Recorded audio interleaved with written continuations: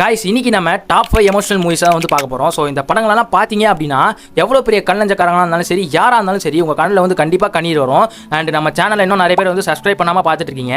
So subscribe பண்ணி வச்சுக்கோங்க. இது மாதிரியான நிறைய வீடியோஸ் நம்ம சேனலில் வந்து அப்லோட் பண்ணிகிட்டே வரோம்.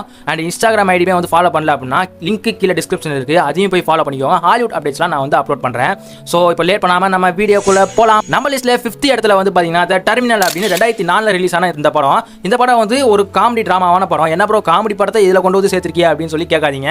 காமெடி எலிமெண்ட் வந்து பார்த்தீங்கன்னா எங்கே இருக்குமோ அங்கே தான் இருக்குது. ஆனால் இந்த எமோஷனல் எலிமெண்ட் வந்து பார்த்தீங்கன்னா பக்காவாக நம்ம லெஜெண்டரி ஆக்டரான டாம் ஹேங்க்ஸ் வந்து பார்த்தீங்கன்னா மிரட்டி விட்டாப்புல. இந்த படத்தை பார்த்து தெரிஞ்சுக்கோங்க. நம்ம டாம் ஹேங்க்ஸை பற்றி தெரியும்னு நினைக்கிறேன். அவர் ஒரு கேரக்டர் ஒன்று நடிச்சாரு அப்படின்னா அந்த கேரக்டராகவே வாழ்ந்துருப்பாரு. ஸோ இதில் கதை என்னன்னு வந்து பார்த்தீங்கன்னா, நம்ம ஹீரோ வந்து ஏர்போர்ட்லேயே மாட்டிக்கிறாரு ஒரு சில ஐடென்டிட்டி இஷ்யூஸ்னால. இப்போ அந்த ஐடென்டிட்டி இவர் தான் அப்படின்றத ப்ரூவ் பண்ணணும். ப்ரூவ் பண்ணுற வரைக்கும் அவர் வந்து ஏர்போர்ட்லேயே தான் இருக்கணும். ஸோ இதுக்கு இடையில என்ன மாதிரியான எமோஷனல் சீன்ஸ்லாம் வருது அப்படின்றத இந்த படத்தை பார்த்து தெரிஞ்சுக்கோங்க. உண்மையாலுமே வந்து பார்த்தீங்கன்னா நல்ல ஒரு எமோஷனல் மூவி, அதுவும் தமிழ் டப்ல அவைலபிளாக இருக்குது. இந்த படத்தை மிஸ் பண்ணாமல் பார்த்துருக்கேன். நம்ம லிஸ்ட்டில் 4th இடத்துல வந்து பார்த்தீங்கன்னா த கிரீன் மைல் அப்படின்ற ஒரு படம் இருக்கு. ஸோ 1999 இந்த படம் வந்து ரிலீஸ் ஆச்சு. IMDbல 6.8 ரேட்டிங் கொடுத்துருக்காங்க. ஸோ இந்த படத்தோட கதை என்னன்னு வந்து பார்த்தீங்கன்னா, அகைன் நம்ம லெஜெண்டரி ஆக்டரான டாம் ஹேங்க்ஸ் தான் இதுலயும் வந்து நடிச்சிருக்காரு. இந்த படத்தோட கதை என்னன்னு வந்து பார்த்தீங்கன்னா, டான் கஃபே அப்படின்ற ஒரு ஆள் இருப்பாரு. அவர் வந்து பார்த்தீங்கன்னா நல்ல மஸ்குலாக நல்ல கட்டுப்பாடியா இருப்பாரு. ஸோ அவர் வந்து பார்த்தீங்கன்னா அவர் பார்க்க தான் வந்து கட்டுப்பாடியா இருப்பாரு. ஆனால் அவர் வந்து பார்த்தீங்கன்னா ரொம்பவே பியூர் ஹார்ட்டடான ஒரு மனுஷன். அவர் போய் ஒரு 2 குழந்தைங்க கொண்டுட்டாங்க அப்படின்னு சொல்லி ஜெயிலில் போட்டுறாங்க. அந்த ஜெயிலில் தான் வந்து சீஃப் செக்யூரிட்டியா நம்ம டாம் ஹேங்க்ஸ் வந்து இருப்பாரு. ஸோ நம்ம டாம் ஹேங்க்ஸ்க்கும் வந்து தெரிஞ்சிடும் இவன் ஆள் தான் பார்க்க ரொம்ப ரஃப் அண்ட் டஃபாக இருக்கான், ஆனால் ரொம்பவே வந்து பியூர் ஹார்ட்டடான ஆள் அப்படின்றது.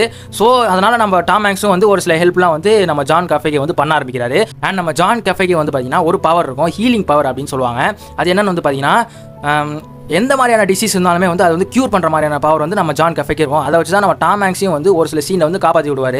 ஸோ இதுக்கப்புறம் என்ன ஆச்சுன்றது இந்த படத்தை பார்த்து தெரிஞ்சுக்கோங்க. உண்மையாலே வந்து பார்த்தீங்கன்னா ஒரு எமோஷனலான படம்னு சொல்லி இந்த கிளைமேக்ஸ் வந்து முடிஞ்சதுக்கப்புறமா எல்லாருமே வந்து பார்த்தீங்கன்னா அவங்க மனசில் வந்து பார்த்தீங்கன்னா ஏதோ ஒரு மாதிரியான ஃபீல் ஒன்று வரும். ஸோ கண்டிப்பாக வந்து நம்மளாம் அழுதுருவோம். அந்த மாதிரியான சீன் வந்து கிளைமேக்ஸில் வச்சிருப்பாங்க. இந்த படம் வந்து பார்த்தீங்கன்னா இங்கிலீஷில் மட்டும் தான் இருக்குது, தமிழ் டப்ல அவைலபிளாக இல்லை. இங்கிலீஷில் இருக்குன்றதுக்காண்டி பார்க்காம விட்றாதீங்க. மஸ்ட் வாட்சான ஒரு படம் இது. நம்ம லிஸ்ட்டில் 3rd இடத்துல வந்து பார்த்தீங்கன்னா 7 பவுண்ட்ஸ் அப்படின்ற ஒரு படம் இருக்குது. இந்த படம் வந்து 2008 ரிலீஸ் ஆன படம். IMDbல 7.8 ரேட்டிங் கொடுத்துருக்காங்க. ஸோ இதில் கதை என்னன்னு பார்த்தீங்கன்னா, இந்த படத்தில் வந்து பார்த்தீங்கன்னா நம்ம வில் ஸ்மித் சார் தான் வந்து ரோல் ப்ளே பண்ணியிருப்பாரு. இவரோட ஆக்டிங் பற்றி சொல்லணுன்ற அவசியமே இல்லைன்னு நினைக்கிறேன். இதோட கதை என்னன்னு பார்த்தீங்கன்னா, நம்ம ஹீரோனால ஒரு 7 பேர் வந்து இறந்து போயிடுறாங்க. அதுக்கப்புறம் நம்ம ஹீரோ வந்து சம சோகமாயிடுறாரு. ஸோ இப்போ எப்படியாவது இன்னொரு 7 பேரோட உயிரை காப்பாற்றினாதான் நமக்கு அந்த கில்ட் வந்து போகும் அப்படின்றதுனால ஒரு எக்ஸ்ட்ராடினரியான ஜேர்னி ஒன்று போறாரு. ஸோ இதுக்கப்புறம் தான் ஸ்டோரி வந்து செமையாக இருக்கும். இந்த படத்தை வந்து மிஸ் பண்ணாமல் பார்த்துருங்கன்னு சொல்லுவேன். ஏன்னா நம்ம வில் ஸ்மித் சார் வந்து நடிக்கிற அந்த ஒவ்வொரு சீனுமே வந்து பார்த்தீங்கன்னா பயங்கர எமோஷனலாக இருக்கும். வாழ்க்கையில் கண்டிப்பாக பார்க்க வேண்டிய படங்க. நிறைய பேர் பார்த்துருப்பீங்கன்னு நினைக்கிறேன். சப்போஸ் பார்க்கல அப்படின்னா மஸ்ட் வாட்சான மூவின்னு சொல்லுவேன். ஸோ மிஸ் பண்ணாமல் பார்த்துருங்க. நம்ம லிஸ்ட்டில் 2nd இடத்துல வந்து பார்த்தீங்கன்னா த பர்சூட் ஆஃப் ஹாப்பினஸ் அப்படின்ற ஒரு படம் தான் இருக்குது. இந்த படம் 2006 ரிலீஸ் ஆச்சு. IMDbல 8 ரேட்டிங் கொடுத்துருக்காங்க. அகைன் நம்ம வில் ஸ்மித் சார் தான் வந்து இதுலேயும் வந்து ரோல் ப்ளே பண்ணியிருப்பாரு. அண்ட் இது வந்து பார்த்தீங்கன்னா ஒரு உண்மை சம்பவத்தை தழுவி எடுக்கப்பட்ட ஒரு படம். ட்ரூ ஈவெண்ட்ல இருந்து வந்து இந்த படத்தை எடுத்திருக்காங்க. ஸோ இப்படி நினச்சிட்டு நம்ம அந்த படத்தை பார்த்தோம் அப்படின்னா வேற லெவல் ஃபீல் வந்து கொடுக்கும். இதோட கதை என்னன்னு வந்து பார்த்தீங்கன்னா, ஒரு அப்பா வந்து அவன் பையனுக்காக என்ன எக்ஸ்ட்ரீம் வந்து போவான் அப்படின்றத இந்த படத்தில் வந்து அழகாக காமிச்சிருப்பாங்க. அதாவது ஒரு சிச்சுவேஷனுக்கு மேலே நம்ம ஹீரோ வந்து ஒரு பிஸ்னஸ் பண்ணிட்டு இருப்பாரு. ஒரு சிச்சுவேஷனுக்கு மேலே அது வந்து பயங்கரமான லாஸ்ட்டில் போயிட்டு இருக்கவே அவரோட ஒய்ஃபும் வந்து விட்டுட்டு போயிடுவாங்க. கூட இருக்கிறது அவன் பையன் மட்டும்தான். அவன் பையனை வந்து எப்படி காப்பாற்றணுன்றதுக்காக அவர் பண்ணுற என்னென்ன வேலைலாம் அவர் வந்து பண்ணுறாரு அப்படின்றத இந்த படத்தை பார்த்து தெரிஞ்சுக்கோங்க. படம் வந்து பார்த்தீங்கன்னா 100% வந்து பார்த்தீங்கன்னா மஸ்ட் வாட்சான படம். இந்த படம்லாம் வந்து பார்த்தீங்கன்னா வாழ்க்கையில் வந்து மிஸ் பண்ணக்கூடாத படம்னு வந்து சொல்லுவேன். அண்ட் இதில் ஒரு சீன் ஒன்று வருங்க. அவரோட பையன் வந்து பார்த்தீங்கன்னா, அதாவது இந்த படத்தில் வந்து அவரோட உண்மையான பையன் நடிச்சிருப்பாரு. ஜானியல் ஸ்மித்னு நினைக்கிறேன். ஜானியல் ஸ்மித்னு ஒரு பையன், அவரோட உண்மையான பையன். ஸோ 2 பேருமே வந்து பார்த்தீங்கன்னா அப்பா பையன், உண்மையான அப்பா பையன் ரோலில் தான் வந்து நடிச்சிருப்பாங்க. ஒரு சீனில் வந்து பார்த்தீங்கன்னா பப்ளிக் பாத்ரூமில் அவனோட பையனை வந்து படுக்க வச்சிருப்பாரு, தூங்க வச்சிருப்பாரு.